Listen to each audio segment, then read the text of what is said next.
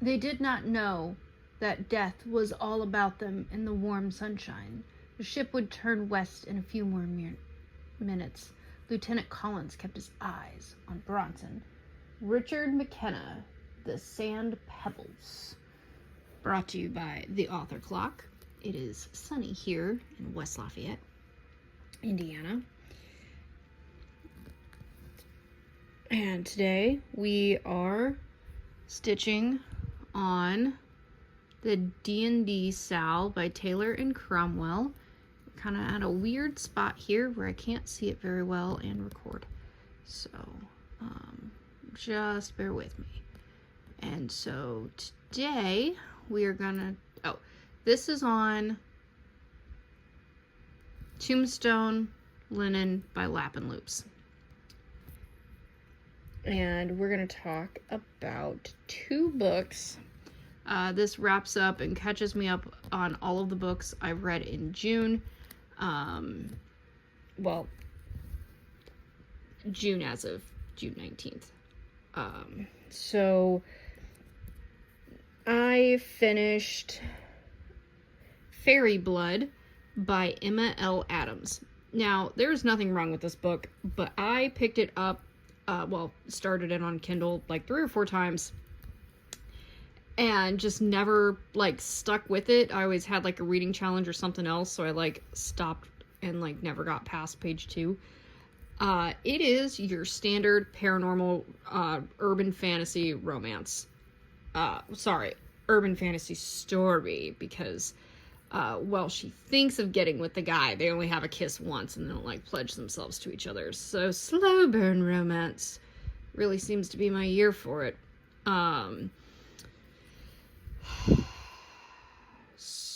So Ivy Lane, maybe, is our main character, and she is a mercenary who kind of works for the sleazy guy in this post-apocalyptic world where there are supernatural beings, fairies, witches, werewolves, shifters, necromancers, and the city is divided between all of these different sections. And so she is a human that is posing as a witch because she has magic and she's keeping it hidden. The magic she has is fairy magic that she stole when she escaped from the fairy world during the fairy invasion and the ley lines broke open. So people don't like fairies as much. She doesn't like fairies. And her case that she's working on is 2 kids go missing. They have ties to the necromancers, and it's all pointing back to the gray part of the fairy, which is where she escaped from, and reopening up the ley lines and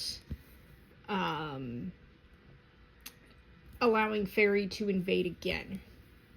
So she has to work with the also grumpy leader of the Mage Society, whose name I forgot. Colton.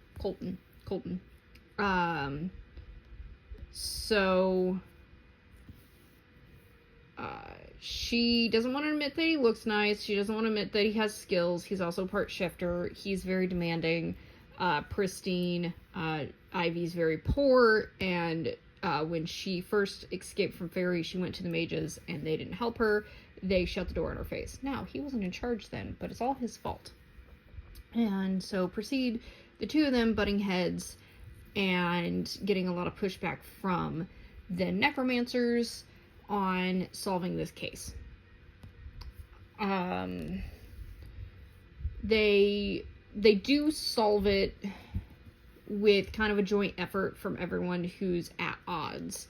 And Ivy going back to Fairy and fighting the current Fairy who is trying to take over the power position that Ivy left, gap she created when she killed the Fairy who had kidnapped her, stole his power. So this guy was just trying to, fill that power gap. And, well, I guess Ivy just, made the gap again. The series does go on, and I see no reason as to not continue reading. If I stumble across the second book, I know it's on Kindle, I could just go, look it up and buy it. But, if opportunity presents itself, I would continue. It did have some interesting premises with the way the world was divided. It was very, there's a series out there that's very popular that people really like. October Day, the, Magic Bite, Alona Andrews, I think is what I'm trying to think of. Very similar in that vein. Hardened female, doesn't want any man, ends up falling for the buff guy, or will end up falling for the buff guy, probably, takes everything on her own, that kind of situation. Very, very lone wolf, lone human, not a wolf shifter. And then the next book is The False Prince. Oh, I'm sorry. I should say that Fairy Blood is by Emma L. Adams, and The False Prince is by Jennifer A. Nielsen. So I've had this book on my to-be-read shelf for lots of years. It has a shiny cover, and I'm a sucker for a shiny cover. If it's got that foil print or anything, I'm probably going to love it. So this is more of a middle grade book, meant for kids. And if I read this when I was younger, I would have absolutely loved it. Would have loved the main character. Oh man, what was his name? Should start writing down these names.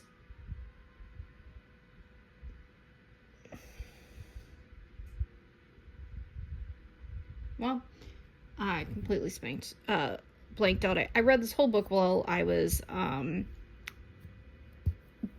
a work conference in New York and Canada.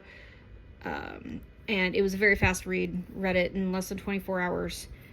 So the premise is this guy's going around collecting orphans that look like the long-lost prince, and he's going to present it forward as the lost prince. And little does everyone know that the royal family all just died. So the crown prince, or the prince returning, is very auspicious.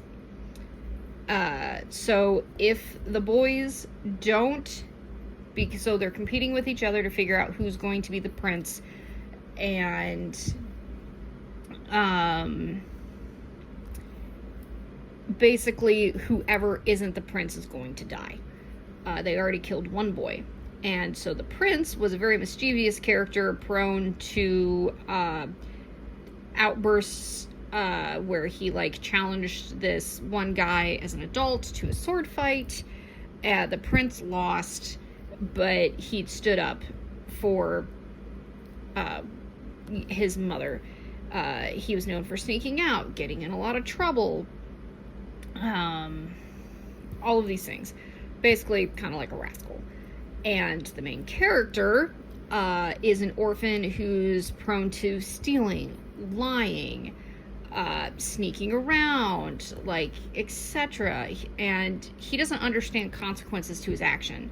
So if you lock the head of the orphanage out and feed everyone, that means the week after you have a lot less food. He doesn't quite understand those concepts yet.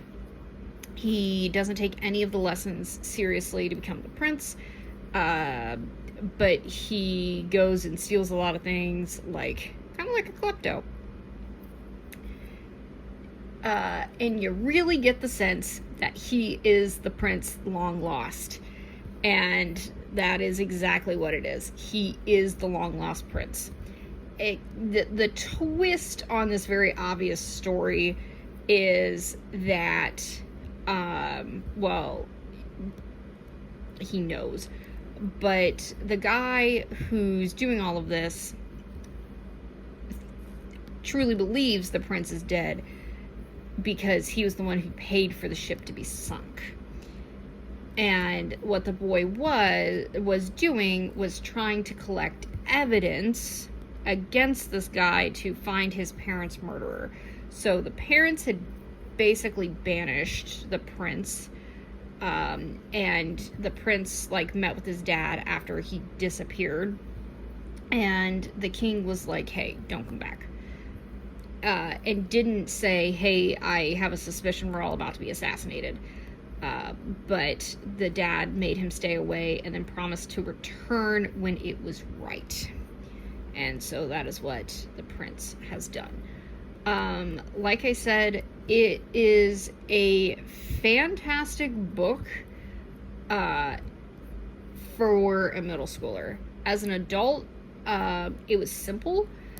It was easy. It was still enjoyable. Make no mistakes about that. Would I read the second one? Yeah, if I come across it in the wild, I'd pick it up. I wouldn't go out of my way for it.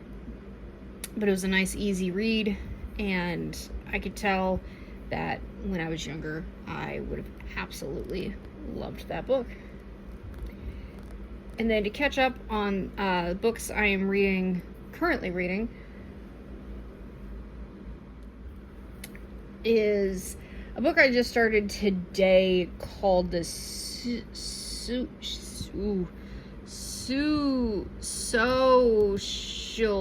Club by J.C. Williams. So I joined a, that is maybe not in the, nope, it is. I joined a cross-stitch book called Snitches Get Literary by Becky or something like that, that you sign up for it on Ko-fi, and this is the first month, and that was the book of the month. I think I'm on chapter 3, and all we know is that there's a single mom just going through life, down on her luck, lost her job, but really likes to craft and bring people together that way. So I imagine it's going to be kind of like another little cozy read, which I highly enjoy. And yeah, I don't know if it's a murder mystery or not, but I read so many murder mysteries, I'm just expecting it to be a murder mystery. So I guess we'll see who dies. May your stitches and words be many.